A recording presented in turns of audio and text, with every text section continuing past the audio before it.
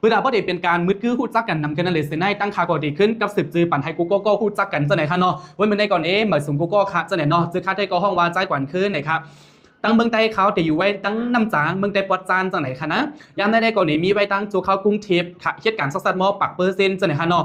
ส่วนโดค่าเนาะดีไรเขามันนาการปั้นมักมีสักมออันในก็ต้องยินจมขอบใจถึงที่เป็นอัพไลน์ปีตานอูเตเตวากำซื้อค่ะเปลี่ยนวายินอย่างปันติดังคาเฮ็ดไทยไรมาพูดจักตีตั้งหลีเปิดสร้างจาป่านโดนเจ้าก่อให้ป้อนหลีขึ้นอะไรขึ้นมีติตั้งมาส่งต่อปันกูก็เทนเนอร์วันเหมือนในจังไหนคะเนาะเลยขอบใจถึงพุ่นน้ำกูจันมาได้เป็นหัวหน้าพี่นั่งจิ้งสาหัวหน้าพี่นั่งเทรลหัวหน้าพี่ใจม้วนหัวหน้าพี่ใจดาและเทียงหัวหน้าพุ่นน้ำหลายก็เตียนคำได้รับถึงซื้อป้า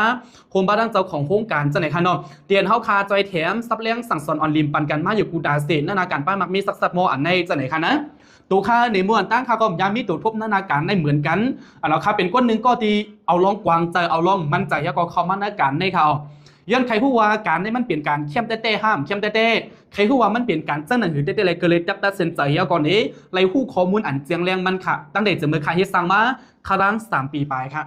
และตัวทบค่า3 ปีไปดินเนอร์วันมันได้แน่นี่ขึ้นมาส่งต่อบันกูก็อันอยู่ไว้ดินเนอร์ฮองเกาหลีหรือดินเนอร์ไล่สุดที่เขาคาถอมไม่ตั้งไก่ฮะเนาะยุ่มยามาเกลนนำได้ก็กูก็ตึงเตียไรกว่าตั้งผู้บางอันที่เขาคาอาจจะเตรียมไปยำผู้เกาหลีหรือยำผู้มาเอาขึ้นผู้แทงเหม่อจะในค่ะนะโอเคครับจื้อสวยห่านค่ะเนาะจากที่เกียร์ซีโจเข้ากรุงเทพค่ะเนาะมาส่งข้าวหน้าเนี่ยมาส่งเหมือนกันค่ะนั่งกาคำโจเข้าปิ้งหลงค่ะเนี่ยเนาะโอเคค่ะมาส่งกูก็ค่ะเนี่ยมาส่งเหมือนกันค่ะจะไหนค่ะเนาะโอเคเขาคาหัวนับก้นเขาคา46ก็ยาวค่ะนะแทงหัวนับก้น4ก็ติดเขาหูคอมันเดียวค่ะเพราะหัวนับก้นเขาคาเต็ม50ก็เนาะก็ในเรื่องนี้กูต้องไล่เพิ่มตั้นคืดกูได้ก็หลายเตียนว่าตั้นคืดพอเนี่ยก็เข้ามาอะไรนะเลยจะดีเขาคามีคอถามเกี่ยวกับไปลงนาการอันในเนี่ยก็แต่ไม่ถึงนะปรับอะไรหรือว่าปังซับเลี้ยงไหวคาลาปันจะในยาวเด็กขึ้นอุบกันตั้งกูก็จะเขายังประมาณบอก30 นาทีหมดกันในค่ะนะโอเคครับทางเช่นไว้อะไรอย่างเต็มที่เลยเนาะเตียนกูก็ใครถามเตียนโดนเจ้าก่อใครฮู้เนี่ยว่าจะในค่ะนะจะดีเข้ามาก่อนกันเข้ามาตั้งหนำตั้งหลายเอาค่ะเนาะผลนับปนเขาค่ะแทง2ก็เอาค่ะเต็ม50เอาค่ะนะแทง2ก็เอาค่ะเอาแช่ปั่นกันนะกลุ่ม1ก็หลาย1แช่ค่ะโอ้ยแทง1ก็เอาเขาก็เนาะเขาไม่เอาก็เต็กหัวใจ1ก็หลาย1ลบคอมเมนต์1ก็หลาย1อันได้แช่1ก็หลาย1แช่ค่ะนะยุ่มยามาคำในตั้งแต่เลยข้อมูลเข้มๆกันค่ะเนาะโอเคผลนับปนเขาค่ะเต็มกว่า52ก็เอาค่ะยันเสียงตุ้มมือด้านหลังค่ะมาเข้าหัวข้อเตียนเขาคาติดอุบกันนะวันมันได้หลีกันเนาะหัวข้อได้ก็ได้เป็น Q&A ฮะเนาะถามตอบลองหน้าการนะครับข้อถามตอบอันวันได้นี่ลองใหญ่เต้ว่ากำซีเขาก็ค่ะเนาะข้อความอันวันได้นี่พก็หมอลาดครับก็ว่าในข้อความเตียนวันลาดเย้าเฮ็ดไทยก้นถ่อมมันก็เมียนเจอเฮ็ดไทยก้นลาดมันก็มีพรไรอันวันได้นี่สุนนำเข้าคาเต็มโป๊ะใกล้ๆเลยยินบอกกาเหยค่ะนะจังเมียนครับก็นั่นแหละนี่การที่ลาโตกันการก้นไทยกันเรียกว่าการสื่อสารนะการที่ลาโตกันเข้าหากันในลองใหญ่ตาป้ายมักมีกวนเขากาใครเป็นก้นตีมีน้ำกัดมีตั้งห่างหลีโคของเขาใครเข้มตันแล้วก็เย้าเพราะเขากว่าขายเป็นเปิ้นอะไรเขาหมอซับเลี้ยงปันเปิ้นหรือเปิ้นถามมาเลยเขาหมอตอบปันเปิ้นได้หนิตื้อตั้งเปิดดับเปิ้นเดซึนในเอย่างนะคะก็ตันแรกในข้อถามตอบถึงลองใหญ่ตนัดซื้อเขาคากูโก้ก็เขาเมื่อเปิ้นถามมาเขาคาติเฮ็ดจะไหนขึ้นต่อพองเขาคาติที่ซับเลี้ยงปันให้ผ่ายดีก้นถามมันนั่นให้เขาป้องใจอะไรข้อมูลอย่างเจียงเลี้ยงเขาขาดเอมาอุบกันลองได้เลยวันเหมือนในเจ้าไหนฮันดอและอามากูก็ตีใครทำตาตัวเจ้าเกาหลีหรือใครทำตนาตัวยันตัวเจ้าก็ห่างแค่นไว้ไรครับเนาะก่อนที่คาไปปั่นที่ด้านกูก็ปิดเขาทำได้ก่อนนี้คาอะไรห่างแค่นมาหลักๆตาฮาคอคาที่เขาขาดเอมาอุบกันวันเหมือนในเนาะฮาคออันในเนี่ยเป็นตัวทบคาเนาะประมาณบอก50%ค่ะแทง50%ซ้ำเนี่ยเป็นตัวทบเตียนวันไรเห็นผู้มาจากที่ผู้นำเขาเอามาเป็นเจ้าของวงการเอามาเป็นผู้นำผ่ายไทยเอามาเป็นผู้นำผ่ายมันเอามาเป็นผู้นำผ่ายใต้ครับเกี่ยวของมาติอิตติออดเหี่ยวก่อนนี้ติขึ้นเอามาแช่บันกูก็จะเนี่ยเนาะเขาขามาโฮมกันให้มันเปลี่ยนแท่งใหญ่ค่ะเขาขามาโฮมกันให้มันก็ยิงใหญ่และเป็นข้อมูลเตียนวันนาลีสนใจดินเนอร์วันเหมือนในจากไหนคะนั้นโอเคครับส่วนนำในเมื่อพ่อย้ำเขาคาเตะใจเหตุการณ์ป้ายมักมีในเอามาเป็นป้ายมักมีตั้งดอกเกาหลีป้ายมักมีส่วนตัวเกาหลีเอามาเจียมปืนเจียมเขากูก็ว่าเขาขาดทบยาปัญหาดังสุดในเปรียสังพองค่ะลองตอบมาได้เลย1 ก็หรือ1 ข้อนะพี่น้องจะที่เขาขายอยู่ไว้ตั้งนอกว่านาเปรียสังพองค่ะมีเงินเนี่ยฮะเนาะจังมีเทียงค่ะมีตัวทบมีข้าวยามเลยมันก็มีการเห็นหู้มันก็ซ้ำหมอลิกหมอลายมันก็เลี้ยงพงลีมันก็ใครเฮ็ดอยู่หัวแต่ละเฮ็ดเจ้าหนึ่งเตะจ้าเฮ็ดเนาะมันก็ใครออกมาอยู่ใกล้กับว่าแต่เลยว่าเลยล่ะ ตรงวงเตียนเฮาคาอยู่มันอาจจะไปเต็มไปใจตรงวงเตียนติดใจแถมที่ไทยเฮาคาออกมาลายอันลายมิวค่ะปัญหาได้นำยังนะฮะนะเนาะน้องเตียนซื้อเฟซหาเนาะแต่ไม่ว่าฮักแมนก้นหมอเรียนแต่มาว่าปัญหาเตียนทบย่านได้เป็นเงินคาอเนี่ยเนาะต่างก็ตีนั่นไล่สดคาโลมีไผ่หันถึงจอมน้องเขาพองครับน้องคำหอมก็บอกว่าเงินคาเนี่ยเนาะโอเคเงินแนะนำเบียดใจนั้นแทงก้อนหนึ่งก็บอกว่าเงินแลจังข้าวยามคาเนี่ยเนาะแทงก้อนหนึ่งก็บอกว่าเงินคาเนี่ยเนาะน้องเลี้ยงก็บอกว่าเงินคาเนี่ยเนาะป้อยาก็มีตัวทั่วคาเนี่ยเนาะมันก็ได้หมายสงคาเนี่ยหมายสงเหมือนกันค่ะเนาะที่นักกลุ่มวิชัดบอกว่าสิ่งมาชีบูคาเนี่ยเนาะโอเคมีข้าวยามเนี่ยค่ะเนาะใจยาคาเงินคาเนี่ยเนาะเมียเนี่ยคาเงินแน่เนี่ยลองใหญ่ยังหนักครับเขาคามีเป้าหมายมีการใจใครคิดตันไหนก็เย้าเนี่ยเพราะว่ามีเงินในเนี่ยจะเฮ็ดเสนอจะตัดสินใจอะไรค่ะเนาะเขาคามจะเฮ็ดเสนอยางกว่าทางไรครับจากป่านเฮาคาที่เฮาคาอยู่กวนในเนี่ยเกี่ยวข้องกันตั้งเงินขนาดอันบ่าเฮาคาตีกว่าตีไปตีอยู่ตีเฮ็ดอีสังอามาตีกินตีเยี่ยมครับกูลองเกี่ยวข้องกันตั้งเงินกวนครับเพราะว่ามีเงินในเนี่ยเฮาคำจังเฮ็ดอีสังครับอามาได้เป็นการกล้าขายซักมอหรือการกล้าขายตั้งนอกในเนี่ยเพราะว่าเฮาคำมีเงินในอำจะเฮ็ดเสนอเตะจ้าเฮ็ดครับใครเป็นก้นป่องใจรีที่สุดคันเอาว่าการที่มีเงินในมันระยับคือตานถือในยันตูทบคายังเปลี่ยนมามวนตั้งเขาเนาะเขาคาเฮ็ดการเมืองเขาในนี่มันก็ในเขาคาเฮ็ด1 ปีจังกันไรหันนาเงิน1 ปอกจังแมนครับเงินที่เขาคาขายเขากับยากรไรมาขายเขายากรไรมาหมักปอกน้ำยัดมันห่อมไปตั้งในส่วนเขาทองเขาคาตรงกว่าจ่ายเนียนตั้งจังแมนครับยันสังลาในการที่เขาคาเฮ็ดเขากับเฮ็ดส่วนให้ส่วนน่าจะได้นี่เงินตึนล่างที่เขาคาเจอส่วนนำในมันเปลี่ยนการที่เขาคากูมาเขาก็แต่ละนี้ในเขาคาพอดีมีน้ำยาเป็นก้อนเปลี่ยนกวนเฮียก็จัดตั้งเซ็นใส่เหตุการณ์ตัวเจ้าก่อนว่าในนี่เปอร์เซ็นต์มันเอย่างหนาครับอันนี้คือเป็นการตั้งน็อกเพื่อเด็ดเตะจ้าเฮ็ดในหยาบเพียงปีใจครับเนาะ1 ปากก้อนในเด็ดก้นเฮ็ดเป็นไร1 ก็ยังใครมีก่อนเขาเพราะว่าเขาคาเดี๋ยวมีเงินเฮียก็เฮ็ดป้ายหมักมีตั้งน็อกครับจากไหนคะนะอันนี้คือเป็นป้ายหมักมีตั้งน็อกที่คาราในปันกูก็จะไหนเนาะกันไปในเขาคามาไหวด้วยจินตนาการป้ายหมักมีสักโมในตอนนั้นได้ก็เขาซื้อนะมีเงินในซัมติเฮ็ดจะไหนเตะจ้าเฮ็ดทองจะได้มีปัญหาเรื่องเงินใครเฮ็ดได้ก็ใครเฮ็ดอยู่ใกล้ก็วางเงินเตรียมทวนในเขาขาดเตะจ้าเฮ็ดสั่งจะไหนพองน่าสุดได้ก็คาราในปันกูก็ตั้งหันถึงมันมีอยู่2 อันครับ1ก็คือก้นหมาก้อนในเนี่ยเขาวนว่าการตีเตะจ้าเฮ็ดการกล้าขายจินตนาการป้ายหมักมีสักโมในต้องมีเงินสต็อกนำก่อนเขาขาต้องเขาเป็นตูเตียนรายใหญ่กำเดียวหรือต้องเป็นสั้นหมาย1หมาย2หมาย3กำเดียวต้องเอาเงินเป็น40 เซน50 เซนหรือ6 ปากแสนมันกำเดียวจอนจากไอ้เตะจ้าเฮ็ดอันนี้มันได้พิษค่ะถูกเข้าเนาะเทียงอันนึงซ้ำเนี่ยมันก็เฮาซ้ำมีเงิน4 เนาะมีปัญหานำเปใจการเด็ดจ้าเฮ็ดซักๆมออย่าแปลว่าเป็นเงินโห10มันขนาดโหเฮียงก้อยก็เขาคำว่าอยากใจเย่าเนี่ยมันก็ซ้ำติดตัวหันทาง1 มิลจะไหนคะนั้นตั้งแต่มันได้เนี่ยมาเฮาคามีเงินกี่หรือมันก็มีเงินนำเฮ็ดอะไรต้อง2 กลุ่มเข้ามันแปลกเปิงกันจังไหนล่ะเพราะเนี่ยจึงถ้าเป็นตัวค่าในค่าอยู่ที่ในกลุ่มก้นเตียนว่ามีเงินเอครับเนาะตนาก้นก็เตียนอยู่ที่ในกลุ่มก้นเตียนมีเงินนำก็ถือว่าหลีครับกูก็เฮ็ดไรแต่ว่าตัวค่ามือค่าเตะจ้าเฮ็ดเหมือนตั้งในใครอยู่ที่ในกลุ่มก้นเตียนว่ามีเงินเอครับค่ามีเงินเอในนี่เย้าคำที่จับตัดเซ็นใส่เย้าก็เขาเป็นตัวเตียนในการในล่ะเพราะเนี่ยจึงกูก็จำมันด้วยค่ะการที่เฮ็ดนาการซัดๆมดในนี่คำไรมักมันว่าเขาขาดจำเป็นต้องมีเงินกำเหลียวแล้วก็มาลงตั้งหมดสังกัดเฮ็ดไรแต่จ้าจากดีการซื้อกินเจอตีโคของที่เขาขาดเราได้เจอตีกูวันเสียวก่อนนี้เก็บหอมอมัดโคของเปิดเขาขาพอดีเป็นตัวด้านเล็กไรอย่างไรจังแมนครับต่อให้เขามีเงินตันแล้วก็ย่อยาสีเขียวสีในจังเดียอยู่ไรเอาค่ะไรนะมีเงินตันแล้วก็ย่อโคเขาขำร้อยนี่ก็เป็นครับเราขาขึ้นมาวุ่นจะหนังเขาเฮ้ยเนี่ยต่อให้เขาเฮ็ดสักโมเงินเตียนว่าเขาขาดเลยจ่ายในการจ่ายส่วนตัวในมันก็หลุดเจออยู่เย้าแต่ตีเขาขาดตีกว่าซื้อตั้งนอกนั่นเอาเงินตีเขาคามีนึงติดกว่าซื้อตั้งนอกนั้นมาสมัครเขาเป็นลูกจ้างห้องกันสักโมยอก็เตะซื้อกว่ากำ100 เกาหลีหรือกำ1,000 เกาหลีกำ10,000 เกาหลีเก็บหอมอามัดมันเปิดเอาได้เป็นตัวเตียนรายใหญ่ขาจ่ายข้าวยำ5 เหรียญจังไงเป็นตัวเตียนรายใหญ่เขายันขนาดนี้มีเงินมีเงินก้อยกว่าใครเฮ็ดเนาะมีเงินก้อยกว่ามีกังใจดีใครเฮ็ดแต่ละนี้เลยจ่ายข้าวยำ5 เหรียญจังไงเป็นตัวเตียนรายใหญ่เฮียก่อนนี้แกตัดเซ็นเซอร์เฮ็ดเนื้อสักโมในค่ะก็นั้นครับปังใจดีที่สุดมาอยู่เมืองใต้มาอยู่เมืองไทยมาอยู่เมืองเขตกูก็จำเป็นต้องเปิดให้เตรียมทุนกูก็จำเป็นต้องเปิดให้ว่าเปิ้นมาปั่นเงินเฮาคันนำเปิ้นปั่นแห้งเฮาคันนำก่อนเพราะมีเงินเป็นกวนนำก่อนจังไงแต่จ่ายเฮ็ดย้อนสั่งในเขาก็มาเตรียมทุนอันนั้นให้มันไรมีค่ะวันเตรียมว่าเตรียมทุนอันวันให้มันไรมีค่ะในเมืองกวนได้น่ะว่ามันในเฮาเรามันก็มีเงินอาจจะเดี๋ยวมีข้าวยำก็เปลี่ยนไรมันก็มีข้าวยำอาจจะเดี๋ยวมีเงินมันก็มีตั้งข้าวยำมีตั้งเงินไปกะว่ามีกังจะใครเฮ็ดก็จังเปลี่ยนไรกู กูลองมันตื้นขาดอันใดอันนึงค่ะนะก็นั้นเฮาคาอย่าไปด้วยเตียนเฮาคาขาดเฮาคามีกาหือก็เตะให้กว่ากันนั่นไรสุดอันในตนากวนดีอยู่ในกลุ่มกวนเตียนมีเงินเอกค่ะในน้ำปันจะไหนเฮาขาจะขย้ำหาเหรียญค่ะนะจังไงเป็นตัวเตียนไรอย่ากูก็ลองวนได้ค่ะ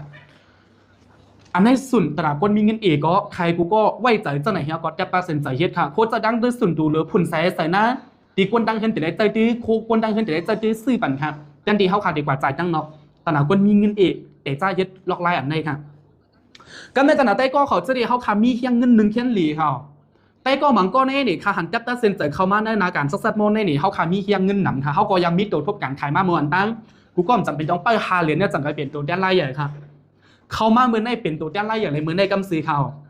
นะกวนตีเฮ็ดจะไหนในมีตั้งหนำขนาดมังก็ในนี่เขามาเป็นตัวแดนไล่ใหญ่ในภายใน1 เดือนก็ขึ้นค่าเจอกล้าขายเป็นจันหมาย1ก็มีเขามีตั้งหนำตั้งหลายขนาด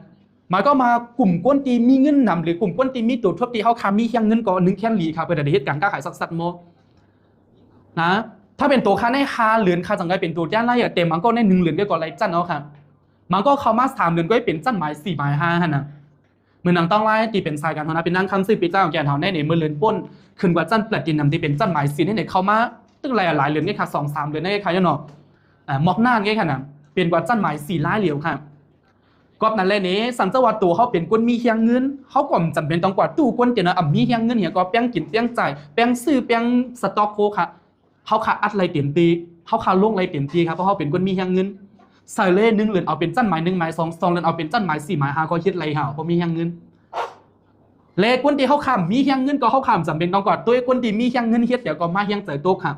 คนเขาขาในเนี่ยลูกมานาเฮือนเหมือนกันเส้นตั้งที่เขาขาลึกไปก็เหมือนกันค่ะตั้งไม่เขาก็เหมือนกันนาเฮือนเขาก็เหมือนกันค่ะนะแข่งอันนึงเป้าหมายเขาก็เหมือนกันครับคนบางก็ต้องมีเงินนำก่อนเขาขาดจังกันมีตั้งซื้อแต่ตั้งซื้อของคนบางก็เนี่ยต้องเตยตื้อเงินนำก็มีอะไรค่ะนะจังเมียนค่ะกูก็จังวันนั้นมีผ่านถึงจ้ามันได้พองครับ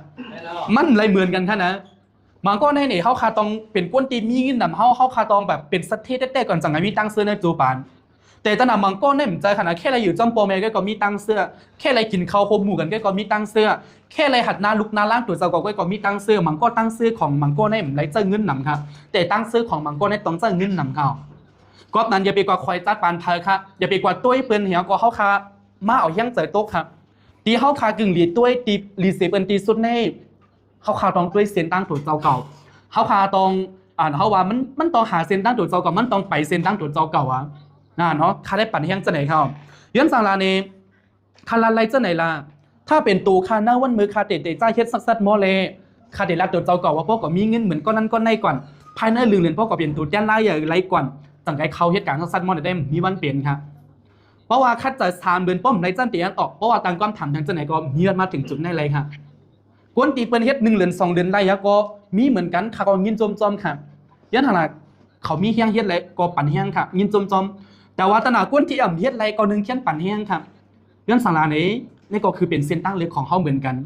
นก้นตีหลีเย้าก็ให้หลีขึ้นค่ะก้นตีไปหลีก็ในหือป้อตีหลีขึ้นนั่นสู่กับกำคัดน้ำตอนครับเนาะประมาณบอกกันได้นะครับก็นั่นเลยนี้กลุ่มก้นของก้นเหตุการณ์สักโมในมีเงินเอกก็เตะจ้าไรโหร้อยโหพันโหหมื่นมีเงินนำก็เตะจ้าไรกำซื้อค่ะเนาะเขาเป็นตัวที่น่าอย่างเนื้อเหลือนเลี้ยวคัดจะกล้าขายเอาจันเนื้อเหลือนเลี้ยวหรือพันเนื้อ2-3 เหรียญเป็นจันหมาย4 หมาย5ก็เฮ็ดไรเขาก็นั้นอยู่ดีว่าเขาขายอยู่เนื้อกลุ่มอะไรกันนั่นก็ครับเนาะถ้าเป็นกูก็จะดีเขาขาดถอมมาจีนไล่สุดในกูก็วันตัวเจ้าก็อยู่ที่เนื้อกลุ่มไรพองค่ะเนาะลองขอมนั่นมาด้วยไรกลุ่มก้นตีมีแห้งเงินหรือกลุ่มก้นตีนมีแห้งเงินถ้าเป็นกลุ่มก้นตีมีแห้งเงินขาแนะนำเลยเนาะคัดจะอย่างเต็มดีค่ะมันจะว่าการที่กูก็มาลงตินในสักโมในเต้นมีว่าวนพิษครับการที่กูก็เลยตัดสินใจซื้อโคสักโมมือสต็อกแหวก็มือขายในตื้นในวนพิษแน่นอนค่ะเนาะค่ะได้มันใจจะไหนเขาในเป็นตลาดได้ก็เขาจะได้นะมีเงินค่ะนะยันสาราในจะว่าเขาก็ตีอยู่แบบมีเงินกว่าตัวโจนั่นขนาดนะเขาก็ดูแลมีเป้าหมายว่าวันหนึ่งเขาก็ต้องมีเงินเหมือนเจ้าหนังปืนเขาก็ดูแลคัดใจเฮ็ดเหมือนเจ้าหนังปืนเนี่ยว่าจะแน่เนาะก็ปันเลยนี้เหมาะกันได้ค่ะเนาะค่าได้ก็อยู่ที่เนื้อกลุ่มก้นเดี๋ยวนะมีเฮียงเงินค่าเนาะได้ป่องใจค่ะนะได้ค่าก็ตัวทบเหมือนกันก็อย่าไปจะเล็กเนาะคือเป็นเส้นตั้งของโดยเจ้าก่อนนี่คือเป็นเขาเลือกเกิดได้เนาะเพราะว่าเปลี่ยนไรผ่าก็ใครมีเงินเนี่ยก็เฮ็ดป้ายหมากมีครับเพราะเปลี่ยนไรผ่าก็ใครเต็มโทนเนี่ยก็เฮ็ดค่าป้ายหมากมีก็ว่ามันลึกอะไรไงก็ถ้าเลือกไรค่าก็ใครลึกเปลี่ยนก้นหมากมีเหมือนกันเพราะเปลี่ยนไรค่าก็ใครเปลี่ยนก้นหมากมีเหมือนกัน ก็กว่ามันเปลี่ยนไรไงเมื่อมันเปลี่ยนไรเขาก็จังเฮ็ดจังไหนครับหรือเลยเสียว่ายอมรับมันเหี่ยก็คัดใจกว่าแทนกันนั่นไงครับนะเขาต้องยอมรับลองเต้ยอก็เนาะเฮ็ดคัดใจเฮ็ดให้มันหลีที่สุดตามจำที่เดี๋ยวเจ้าก่อนเฮ็ดอะไรที่นะวันเหมือนนั่นกันนั่นไงครับวันเหมือนในนั่นค่ะเนาะกลุ่มนำไปมีแห้งเงินค่ะกลุ่มเตมมีแห้งเงินค่ะมีแห้งเงินค่ะกลุ่มเตมมีแห้งเงินค่ะเนาะกลุ่มเตมมีแห้งเงินค่ะในมีแห้งเงินค่ะน้ำเปลี่ยนใจค่ะแห้งเงินเอค่ะเนี่ยเนาะโอเคครับแห้งเงินเอเกาหลีแห้งเงินนำเกาหลีเขาค่ะเช็ดก่อนกำคาดกำตอนนั่นนะยันทางลานเอเหมือนเขาว่าเมื่อไงมันกว่าอะไรตั้ง2กลุ่มจำเป็นต้องมักมันว่าการซัดมอต้องเป็นเหมือนนั้นก็ต้องเป็นเหมือนใดก่อนนั่นคือเส้นตั้งของเขาที่เขาเลือกเนาะเอามาเขาคาเตเป็นเจ้าก็ยังกว่าขั้นกำตอนนี้เขาก็สั่งเอาที่นั่นซัดมออะไรจะไหนเนาะคืออันนี้ตนาคนที่มีเงินค่ะเนาะใครปันตั้งหันถึงเจ้าไหนเลยได้เป็นตัวทุบคาก็มีเลยคาก็ยำหันหลายก็ตีมีตีเป็นเลยตีเขียนเขาก็ไรก็มีกับตั้งหนำตั้งหลังเหมือนกันจะไหนเนาะโอเคครับกันแน่ๆนี่มันก็ในเขาคามีเฮียงเงินอยู่หรือมันก็เขาคาเปลี่ยนตัวเตี้ยนไล่ไล่ใหญ่เย้าเรียกว่ามีข้าวย่ำตาปั่นจินตนาการป้ามักมีส่วนตัวในไลน์ในจังมีค่ะคือมีค่ะอ๋อเนี่ยเนาะถอมย่ำมีแห่งใจได้ค่ะหัวหน้าเนี่ยเนาะเตี้ยนเด็กคัดใจต่อสู้ต่อให้พอถึงยังอ่านค่ะเตี้ยนเป็นไรแน่นอนค่ะเนาะมีข้าวย่ำในนี่มีตั้งหนำตั้งหลายค่ะนะกูก็ค่ะตัวข้าในมวนตั้งมือคาติเตใจเฮ็ดนาการป้ามักมีสัดโมในนี่ปัญหามีข้าวย่ำในถือว่าเป็นปัญหานักเปรตใจค่ะเพราะว่าเป็นก้นยิงตีเหตุการณ์เมวานหนึ่งเช่นปัญหานักขนาดว่าเป็นว่ามีขายำในคาปองจริตที่สุดยันทางลาในการที่เข้าคายเหตุการณ์เมวานในเปินใครมาพกเข้าคายขิงเลยก็สามารถมาพกไรจังเมียนค่ะการขึ้นลง11 โมง 12 โมงก็เพราะเป็นลูกวานลูกเฮ็ดอันนั้นปั่นอันในปั่นตัวเข้าคาก็ตรงกว่าเรื่องนั้นถ้าเป็นก้นใต้ตีเหตุการณ์โรงงานหรือตีเหตุการณ์ก่อสร้างบางพอเขาใครเฮ็ดโอทีก็เพราะว่าเปินให้เขาเฮ็ดเขาก็จำเป็นต้องคัดใจเฮ็ดจังเมียนค่ะ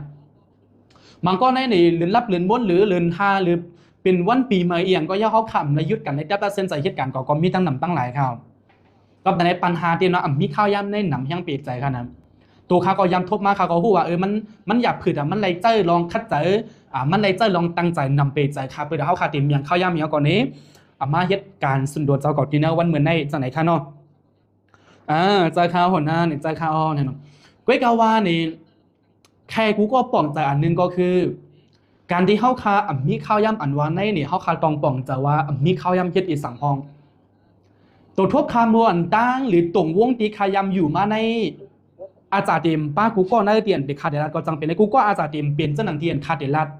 ก้อยกาวาตู่ขายำหันมาเจ้าหนังเนี่ยค่ะใครว่าได้ก็เหมือนเวลาในใต้ก็คำหมังก็ในคำมีข้าวยำเปิดเด็กเข้าปังซับเลี้ยงเริ่มนั้นคำมีข้าวยำเปิดเด็กพึกพ่อนลองนากันสัดมอแต่ว่าเขามีข้าวยำเปิดเด็กด้วยจึงเขามีข้าวยำเปิดเด็กกว่าเฮ็ดต่างลองเตียนมันติปันตั้งซื้อตัวเจ้าก่อน1 เก็บนั่นไรค่ะขาใกล้ๆกว่าหันย่ามเมียนเปิดใจค่ะน้องกลางขึ้นหมังปอก12 โมงหรือหมังปอก1 โมงในตรงวงตีขายำอยู่มาใต้ก็ได้ว่าคำลีนะนั่นคือเป็นตั้งซื้อของเขาค่าแค่ยกตัวอย่างมันเหน่แค่ครับแต่เป็นกลุ่มแล้วก็ขึ้นอุบกันเนี่ยขึ้นลัดต่อกันลองตั้งเกี่ยวบางปอกได้ถึง2 โมงก็มีนะเพราะว่าเป็นกวนใจเนี่ยก็เขาอะไรจำหยอกสาวถึง1 โมง 2 โมงก็มีนะอันนี้คือเป็นตัววงเตียนขายำอยู่มากนะบางก็ในเนี่ย1 เช่นหนานะเพราะว่าเป็นวันดีการลืมนั้นก็เมื่อผู้เข้าใครจะยึดกันเนี่ยจะได้นั่งเวียงเขากันกับถึงเมืองเลี้ยงก็มีครับหรือมังก็ก้นที่อยู่ไอ้ตั้งเมืองใต้เขาคานได้เนี่ยนางต่อไพ่ถึงเมืองเลี้ยงก็ไรขนาดจังยามหันค่ะมังก็ยามหันใกล้เสียมก็ยามเปลี่ยนบ้านกันก่อนค่ะนะมันติเปลี่ยนเจ้าหนังเขาการที่เขาข่าวว่ามีข้าวยำอันวันในนี่เขาข่าวต้องขึ้นมาแจกก่อนว่ามีข้าวยำในวันเหมือนในนี่มีข้าวยำปั่นตายสังพองก็นั่นแหละนี่มังก็เขาข้ามมีข้าวยำตายเฮ็ดไปมักมีตัวเจ้าก่อนแต่เขามีข้าวยำเฮ็ดการเปิ้นก็นั่นเขาว่ามามีข้าวยำอันวันในนี่ตอนหลังค้าในข่าวว่ามันจะลองเตะครับมันเปลี่ยนแค่ลองหมั่งลองตีเข้าคาแต่งขึ้นมาเหี่ยก็ปั่นตัวเจ้าเก่าปั่นตัวเจ้าเก่าให้อยู่สักษากันนานไงครับตั้งแต่มันกวนเข้าคาในนี่เพราะใครเปลี่ยนเต้ๆในนี่เข้าคาต้องย่อมพับลองอึดอัดหรือลองย่อมพับลองเจ็บเสียบล้มพับลองเยี่ยนกันเหี่ยก็เย็ดมันเก่ามันก็เข้าคาเยี่ยนกันในหรือมันก็มันการที่เข้าคาอะไรพึกพ่อนหรืออะไรเหตุการณ์เข้าย่ำหรือเข้าเลยมาเหตุการณ์ออนไลน์ในนี่แต่นั้นมันก็มันเป็นลองเยี่ยนกันที่เข้าขำย่อมพับอะไรครับเพราะว่าเป็นลองที่เขาคาเยี่ยนกันเลยย่อมพับเลยก็เขาขาดเตียงเขาก็ออกมาว่ามีข้าวย้ำเปิดดีเหตุการณ์ในมีข้าวย้ำเปิดดีเขาปังซับแรงมีข้าวย้ำไต่ยันทุ่งลองมามีข้าวย้ำไต่เฮ็ดไปหมักมีคุยกับว่ามีข้าวย้ำหาตั้งซื้อ คือกับว่าเขาคำมีข้าวยำเฮ็ดต่างอันครับเขาคำมีข้าวยำเรียนจึงเขาคำมีข้าวยำตุ้ยจึงเขามีข้าวยำเฮ็ดต่างลองเตียนมันตีให้ใดเขาคำมีตั้งซื้อจูเกียบครับก็เหมือนก้นเขาคานว่าในนี่ข้าวยำเขาคานอะไรเหมือนกันเศร้าสีจูมองครับแต่ลองตีเฮ็ดไทยจัดปันเขาคาเปียกเปิงกันในต่างก็ต่างเอาข้าวยำตีเขาคำมีอยู่นั้นมาเจอให้มันกึดกาขันไรมอกาของมันอยู่ที่นั่นเงาตั้งแต่มันการที่เขาขายเฮ็ดออนไลน์ช็อปหรือเฮ็ดการกล้าขายวันนี้นี่มันไรเจอข้าวย่ำดำถึงขนาดนั้นขนาดมันไรแบบเขาว่าต้องตั้งใจถึงขนาดนั้นถือว่าปั่นข้าวย่ำตั้งวันตั้งขึ้นในรับในนั้นนี่มันก็เปลี่ยนขนาดนั้นขนาดกูก้อนนะเขาขาดตั้ง10 นาทีก็อาจจะได้มาตอบแชทลูกค้า10 นาทีเขาขาดตั้ง1 ชั่วโมงเขาขายขีดสังเกตมันก็ขีดสังเกตห้องความก็มีเขาขายเฮ็ดอาการแล้วนะเขาขีดสังเกตก็รัดลองคู่ขอหรือมันก็ถ่ายคลิปไลฟ์สไตล์ก็ยังไรครับก็นั่นแหละนี้ปันตั้งหันถึงว่าอย่ามุ่งมองหรืออย่ามองไปวันเตียนแต่มีข้าวยามครับเนาะเฮียนสังลาเนี่ยมันมีข้าววันนั้นเขาคาเวทเตียนแต่เฮ็ดอะไรก็คือเอาข้าวยำตีตัวจะก็มีอยู่มือเหลียวในจะให้เกิดพรอะไรจะให้มีการขันกันนั่นไงครับนะเฮียนสังลาเนี่ยมันตื่นเป็นอะไรแล้วค่ะข้าวยำเขาขาความมีแค่กันนั่นกุ้ยเขากุ้ยหรืออะไรเอาเนื้อเกเนื้อกลางมันเหี่ยวก็มัดจะตัดสินใจเฮ็ดการโดยเจ้ากันนั่นไงครับเมื่อพ่อยามเขาคัดจับตัดสินใจเฮ็ดในมันอาจจะได้คือหรือสิก้นต่างก็อาจจะได้เล็กเจ้าลองเย็นกันนำเลยสิก้นต่างก็ก้อยกาว่าในคาใครกูก็ว่านะมันเป็นการลงทุนค่ะเขาคาลงทุนข้าวยำตุ่นเจ้าเก่าเนื้อวันมื้อในเปิดเขาคาติศักษาเนื้อวันมื้อนาเขา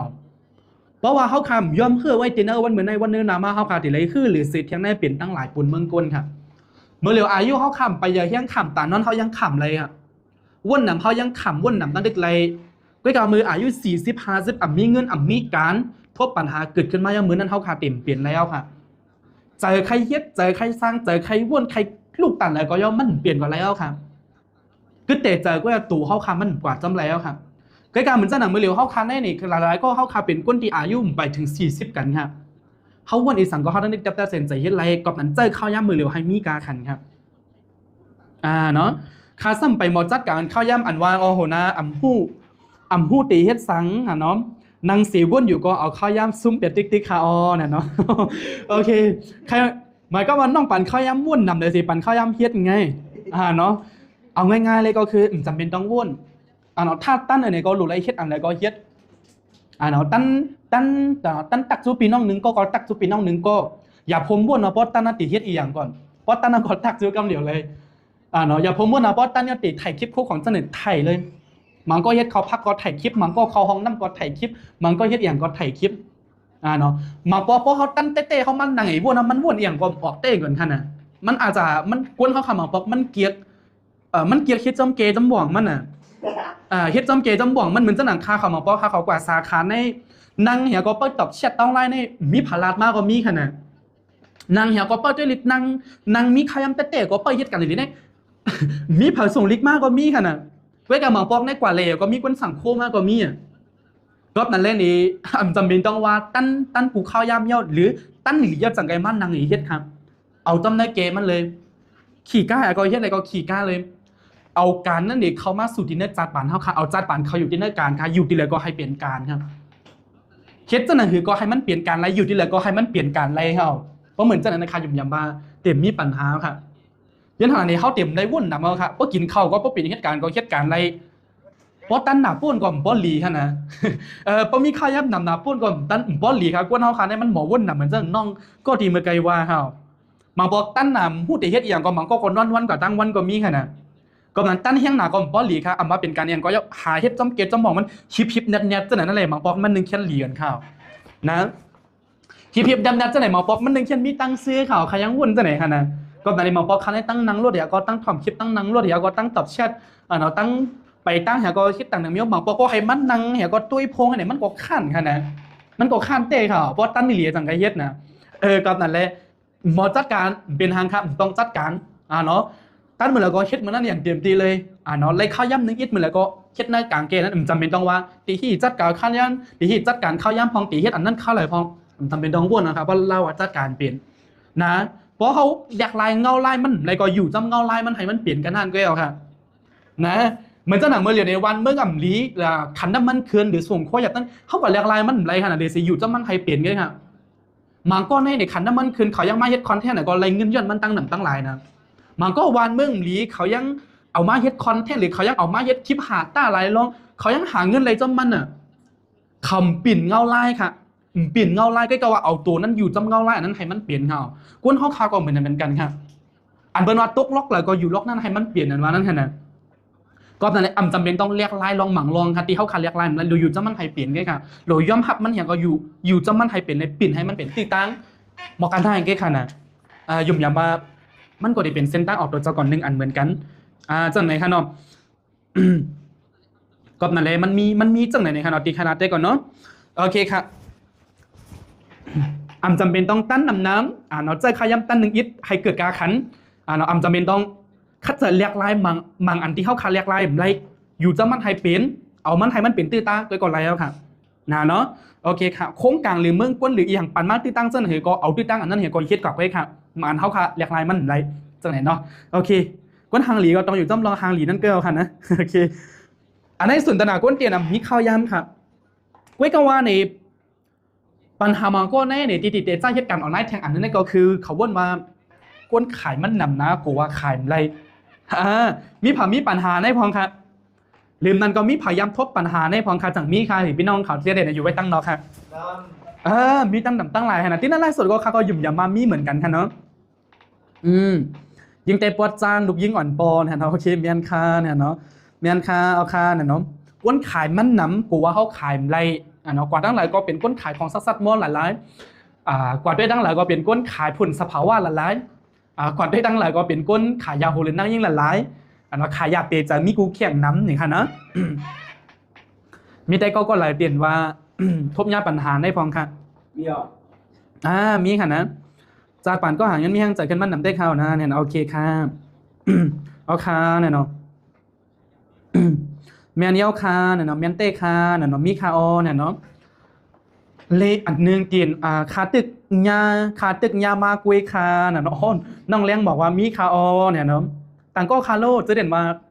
คาก็หลอมบ่เหมือนกันว่าการซัดๆในกวนเฮ็ดมันนำยังหนาราคาดีกว่าเฮ็ดโครงการดีนะตั้งแต่ปิดมาเมื่อก็โยเนี่ยเนาะโครงการในเป็นย่ำสีอย่างเป็นตั้นเฮียงหรือก็เฮ็ดตัวโยเนี่ยมันก็เดวันนั้นนะ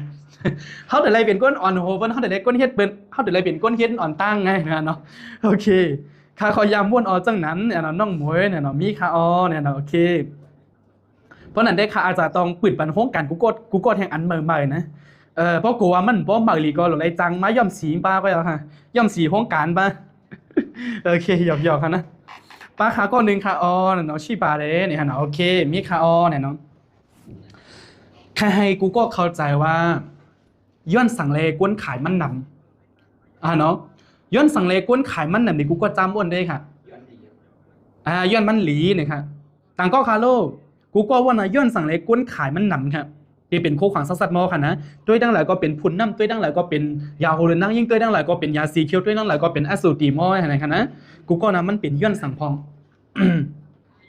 มันเป็นการหยอกแลนแล้วก้นขายมันหนำเรียนนั้นโคมันอ่ำหลีเต้เลยก้นขายมันหนำเรียนนั้นก็โคมันเจ้าอ่ำหันพันหลีเต้เลยก้นขายมันหนำค่ะเรียนนั้นโคมันโป้น่ะเลยก้นขายมันหนำค่ะเรียนนั้นก็เป็นเจ้าตีเยาเลยอ่ำเกิดพันอะไรเลยก้นขายมันหนำค่ะกูก็ลองวนได้ค่ะข้าก็วนเหมือนนั้นค่ะปัญหาค่าได้มีนำนาคาเนี่ยเนาะโอ้โหก็เป็นปัญหาปากปลาย26ตกลงตีน้องจื้อเฟียดเตียนได้ไหมว่ายุ่มปันเที่ยงตัวเจ้าเก่าเนี่ยเนาะโอเคปัญหาละลายค่ะเนี่ยเนาะโอเคปัญหาได้นำเต้เขาตัวหนังเมื่อเร็วค่ะยังมีปัญหานะคาราโตกูก็เนี่ยค่ะยังมีปัญหามันก็ได้บอกว่าเอาอีหังมาลัดกับพวกลัดความสัมพันธ์ตั้นกึดเนี่ยมันก็เลยมองว่าลัดไว้ปีแต่อันนี้ก็คือปัญหาเหมือนกันครับ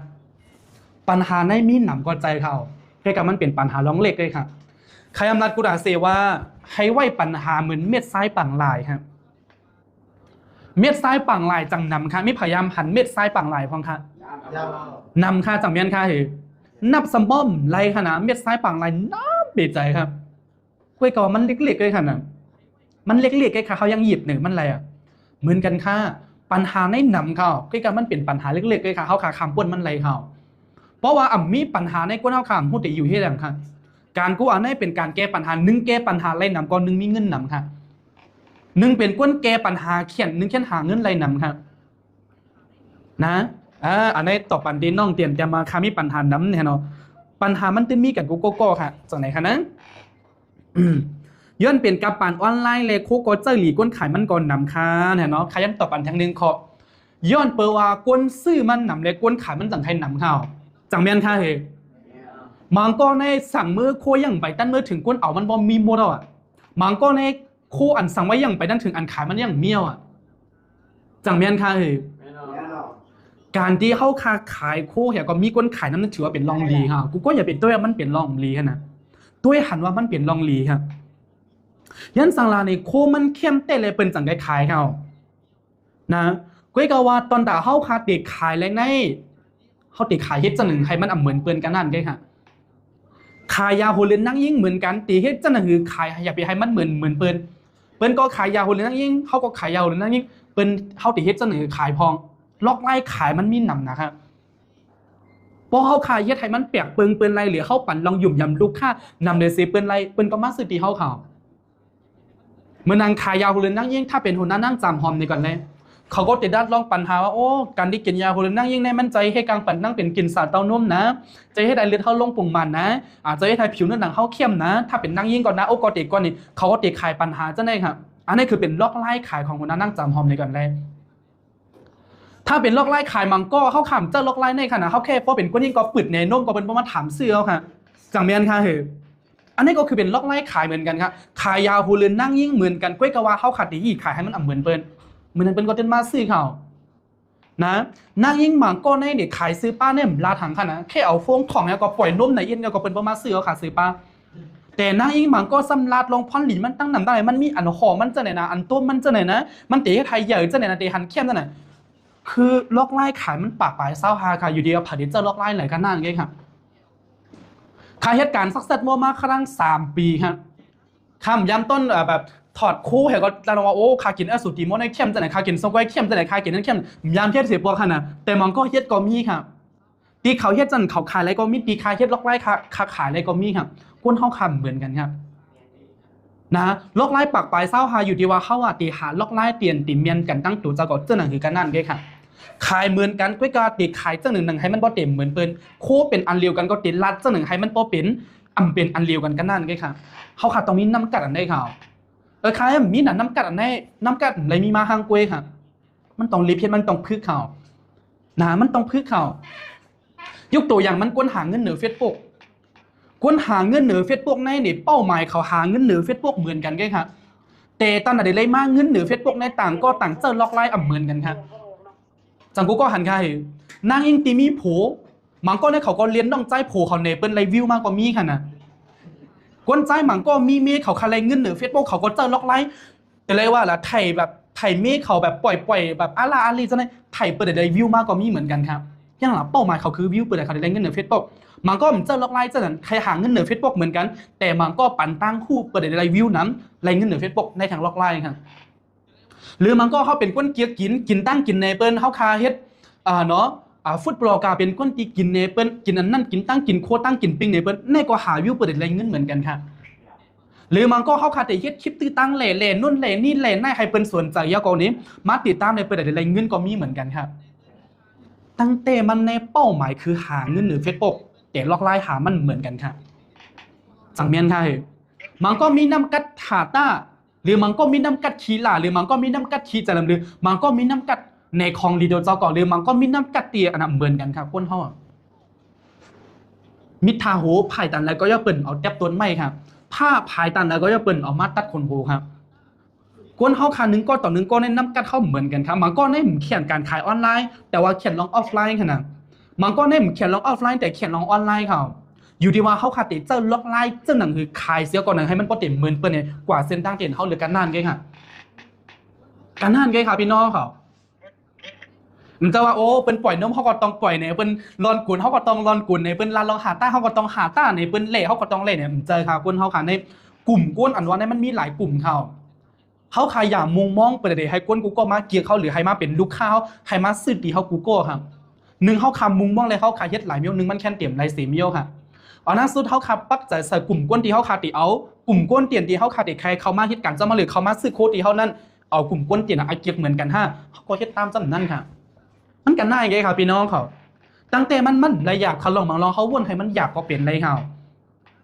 เหมือนข้าเป็นก้นเตียมเขียนลองถ่ายป้ายอยู่หลีข้าเป็นก้นเตียมเขียนเราลองหาตาข้าเป็นก้นเตียมเขียนลาลองลายอันลองแหล่ลองสั่งสินจะแน่เป็นก้นเขียนลองในคำสามารถลาลองป้ายอยู่หลีฮะก็ให้เปิ้นมาซื้อโคเป็นตัวแทนรายเล็กรายใหญ่ไรคำไปมีน้ำกัดเป้งโป้ประเด็นลาลองป้ายอยู่หลีฮะก็มีคนมาดับตาเซนใจซื้อดับตาเซนใจถามคำไปมีน้ำกัดถึงนี้ไล่สุดเลยมีคนมาซื้อโคตั้งนำค่ะแต่คำมีน้ำกัดอันนึงก็คือเขาก็ตั้งใจคัดใจเฮ็ดคลิปปั่นตั้งหูลงนาการทำหลับลงนาการข้อมูลนาการสักหม้อข้อมูลเตียนกึ่งรีหู้ปัญหาที่เปิ้นทบเป็นอีหยังของปัญหามีเงินตีหีแกปัญหามีข้าวยำตีหีแกปัญหาที่ว่นเปลี่ยนตีหีแกเฮ็ดอำเปลี่ยนตีหีแกปัญหาที่หมอตัดคลิปตีหีแกหมอเฮ็ดแค่พังตีหีแกคาเกปั่นเปิ้นแลนในเลกวนตีเตียนว่าเขาเนาะเขาว่นว่าคาเกอะไรปั่นเขาก็เขามาเฮ็ดจำคากันนั่นไงครับนะก็นั่นแหละเนี่ยมันตินมีค่ะเนาะมันตินมีเป็นกลุ่มจังนั้นค่ะเฮาจำเป็นต้องมุ่งมองตั้งหมดค่ะหรอเนาะย้อนทางละก้นกูก็กลุ่มเกียร์เขาครับมันก็คาราลงกับเขามาหลาฮะก็มีขนาดแต่คากลมด้วยก้นเตียนเขาละคาด้วยก้นเตียนว่าเขาคาไรตีคาได้หรือก้นที่เขาติดตามเตะกันนั่นไงค่ะก็นั่นแหละนี้ลองอย่าว่าตีก้นขายมันตีน้ำตันเลยเนาะขายคู่เหมือนกันเซต้าโกโย่โป๊กให้ขายอะไรในหาล็อกไล่ขายเป็นของสุนทรเจ้าเก่าหรือเพราะเขาวนว่าอันแล้วที่เรียบเหมือนจะโดนเจ้าเก่ากอบปีก้นก็นั่นเหรอก็เช็ดจ้องกันนั่นไงครับเหมือนขายยกตัวอย่างในมือใกล้เป้าหมายคือก้นหาเงินเหนือเฟซบุ๊กเหมือนกันแต่ล็อกไล่หามันเหมือนกันผมินน้ำกัดอย่างก็มันก็หาเจ้านั้นก็ไรเงินเหมือนกันขายก็ซัดมอเหมือนกันครับเนาะจำเป็นต้องเหมือนข้ามจำเป็นต้องเหมือนหัวหน้าเขาละลายก็ถ้าว่านะใครเหมือนก็เฮ็ดตามจำกันนั่นไงครับมันโยโย่ชินอันมันเขาวางไงค่ะนะเพราะไตเขาก็มันจังเลี้ยงกันนั่นไงค่ะเขาจำเป็นต้องว่นให้มันหยาบถึงขนาดนั้นค่ะนะบอกหน้าครับพี่น้องค่ะโอเค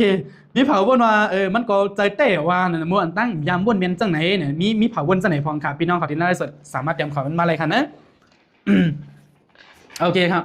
และปัญหาของก้นหมั่งก็แทงในเนี่ยแทงอันนึงค่ะนะมาแทงนึงคอยาวค่ะเพราะว่าปัญหาเดนโอเจอปัญหาเนี้ยแกแล้วปัญหาเตียนว่าก้นขายมันนำนะโอ้เกี่ยวกับมันมีตั้งเกมันจังไหนรู้ต่อให้ก้นขายมันนำแต่อะไรก็เขาก็หาเส้นตั้งของเขาอะไรรู้เขาก็เฮ็ดให้มันเหมือนเปิ้นไรรู้เขาก็ขายให้มันเหมือนเปิ้นไรรู้มันก็ไรเงินไรมันก็ขายไรรู้ก้อยกา